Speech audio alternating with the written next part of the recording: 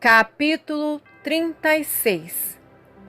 A minha primeira cura.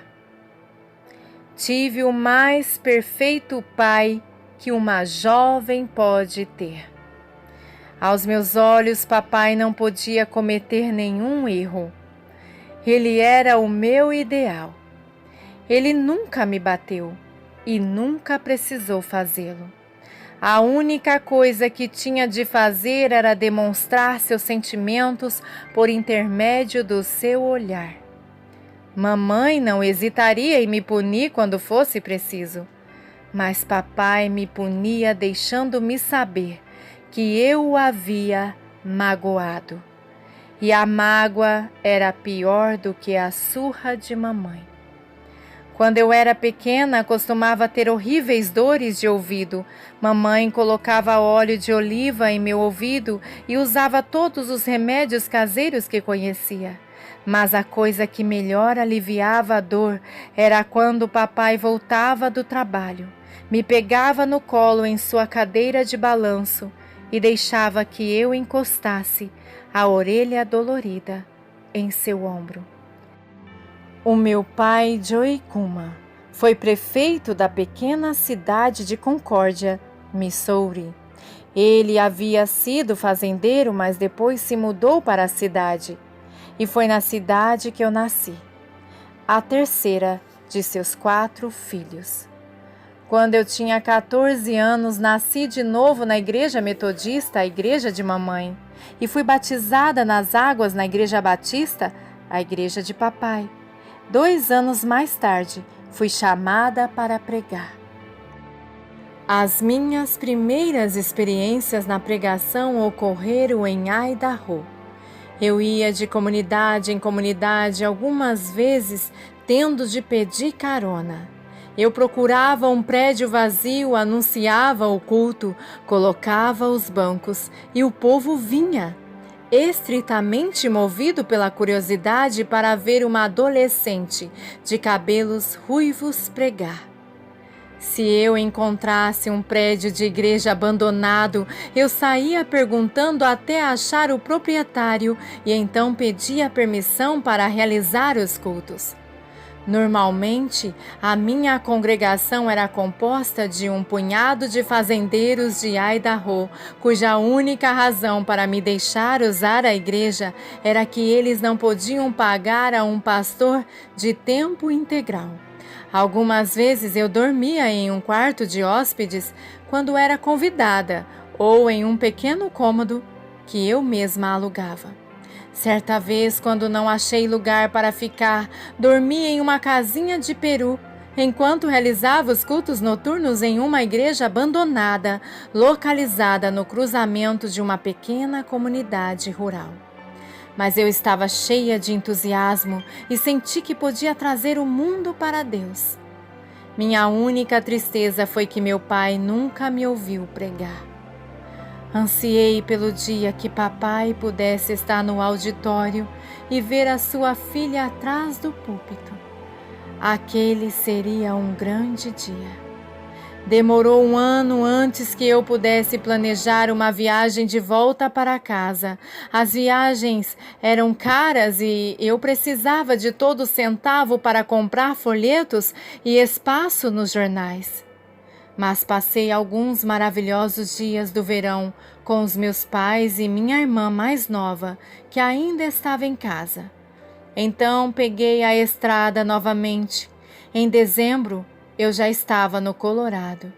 Era o meu segundo Natal longe da família.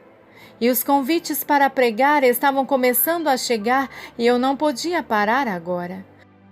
Os primeiros cultos que realizei em Denver foram em um depósito vazio na rua Champa e combinei com a companhia de madeira para fornecer o material para os bancos.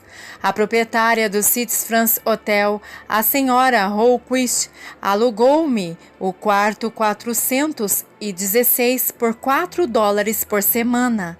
Foi ali, naquela terça-feira, depois do Natal, por volta das 4:30 da tarde, que o telefone tocou. Reconheci a voz de uma velha amiga de nossa casa do outro lado da linha.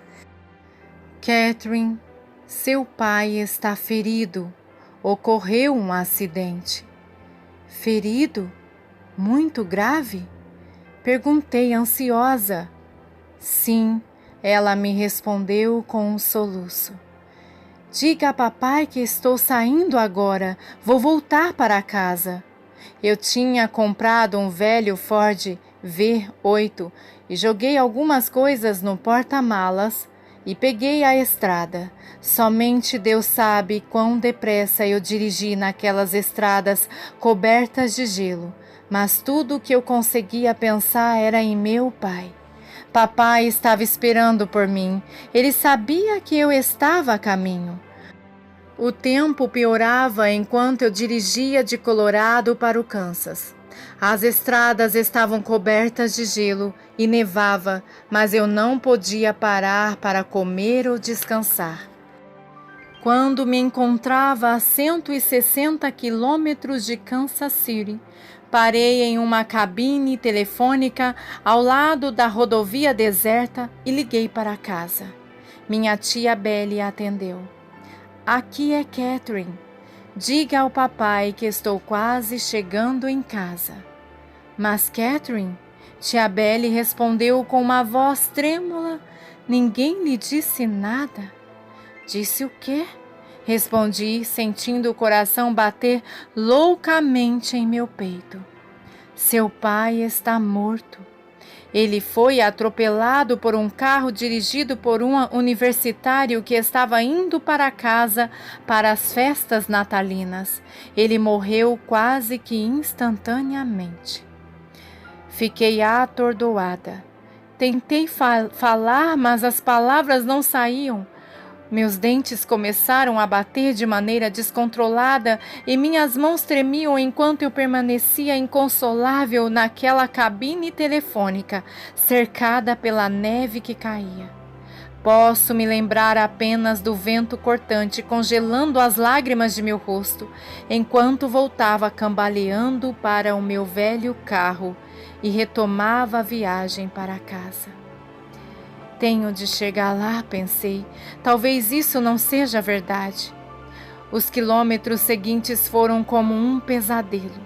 A pista estava um espelho de gelo. O meu carro era o único na estrada.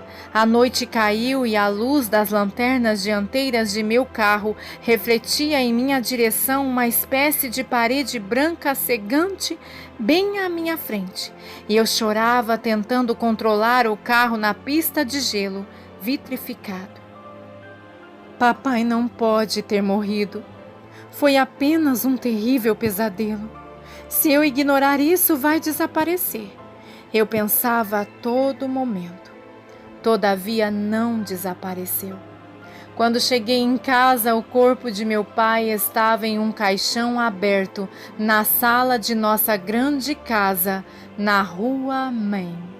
Tranquei-me sozinha no quarto de cima, recusando-me a descer e olhar para ele. Eu podia ouvir o arrastar dos pés na varanda da frente e o sussurro das vozes em volta da casa. Eu tinha medo de ir até lá e ver o corpo de papai, e subitamente ter de enfrentar a realidade de sua morte. Eu sentia que se despertasse desse terrível pesadelo e descobrisse que era verdade, todo o meu mundo desabaria. Eu estava lutando com outro sentimento, o ódio. Ele rompeu em mim de maneira semelhante a um vulcão, e para todo aquele que entrava na sala eu vomitava o meu veneno contra o jovem que tinha tirado a vida de meu pai.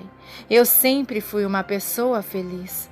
Papai sempre me fez feliz, mas agora ele tinha partido e em seu lugar ficaram esses estranhos sentimentos de medo e ódio. Então chegou o dia do enterro. Sentada no banco da frente da pequena igreja batista, eu me recusava a aceitar a morte de meu pai. Não podia ser. Meu papai, tão cheio de amor pela sua nenezinha, tão terno e gentil, não podia ser que ele havia partido. Depois do sermão, as pessoas da cidade deixaram seus bancos e solenemente foram prestar a última homenagem ao papai no caixão. A seguir, elas se foram. A igreja estava vazia e ficaram só a família e os atendentes. Um a um, os membros de minha família saíram de seus lugares e cercaram o caixão. Mamãe, minhas 2 irmãs e meu irmão. Apenas eu fiquei no banco. O encarregado do enterro se aproximou e disse: Catherine, você gostaria de ver o seu pai antes de eu fechar o caixão? De repente, eu estava em pé na frente da igreja, olhando para baixo, meus olhos fixados não no rosto de papai, mas em seus ombros, aqueles ombros sobre os quais eu, com tanta frequência, me debruçara. Lembrei-me da última conversa que tivemos. Estávamos no quintal no último verão. Ele estava ao lado do varal de roupas, com a mão estendida no arame. Meu bebê, ele disse, quando você era pequenina, lembra-se de como você costumava aconchegar sua cabeça no meu ombro e dizer: papai, você me dá 5 centavos? Eu respondi: e você sempre dava. Porque era o que você pedia. Contudo, meu bebê, você poderia ter pedido o meu último dólar, e eu o teria dado também. Estendi a mão e suavemente a coloquei em seu ombro. E assim que o toquei, alguma coisa aconteceu. Tudo que os meus dedos acariciaram foram um conjunto de roupas, não apenas o casaco de lã preto, mas tudo que aquele caixão continha estava simplesmente descartado. Aquele que uma vez fora tão amado, fora posto de lado agora. Papai não estava lá. Embora eu estivesse pregando durante 1 ano e meio, aquela foi a primeira vez que o poder do Cristo ressuscitado veio sobre mim.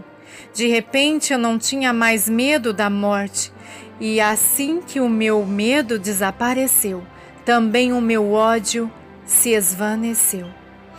Esta foi a minha primeira experiência de cura. Papai não estava morto, ele estava vivo. Não havia mais necessidade de ter estes sentimentos de medo ou ódio. Tenho retornado numerosas vezes ao pequeno cemitério de Concórdia, onde está enterrado o corpo de meu pai, mas não retorno com lágrimas, muito menos com dor. Não sinto aflição, pois naquela manhã na igreja eu descobri que as palavras do apóstolo Paulo eram verdadeiras. Entretanto, estamos em plena confiança, preferindo deixar o corpo e habitar com o Senhor. Ou seja, estar ausente do corpo significa estar presente com o Senhor. 2 Coríntios capítulo 5, versículo 8. Isto ocorreu há muitos anos. Desde então, posso permanecer perante túmulos abertos com incontáveis pessoas e compartilhar a esperança que vive em mim. Houve muitas montanhas que escalei naqueles anos, oportunidades para viajar, ministrar e pregar. Mas quer saber uma coisa? O crescimento vem não do alto das montanhas, mas dos vales. Esse foi o meu primeiro vale, o mais profundo, o que mais significou. Quando eu me afasto do palco hoje, depois de horas de confronto com a doença e a necessidade em todas as formas, vou para o meu camarim. E com frequência naquele momento tenho um estranho sentimento. Sinto que papai está lá. Ele nunca me ouviu pregar, mas sei que ele sabe que sua menina está procurando fazer um bom serviço para o Senhor. E ele sabe que agora constantemente repouso a minha cabeça nos ombros do meu Pai Celestial, sabendo que posso reivindicar todas as bênçãos dos céus através de Jesus Cristo. Amém.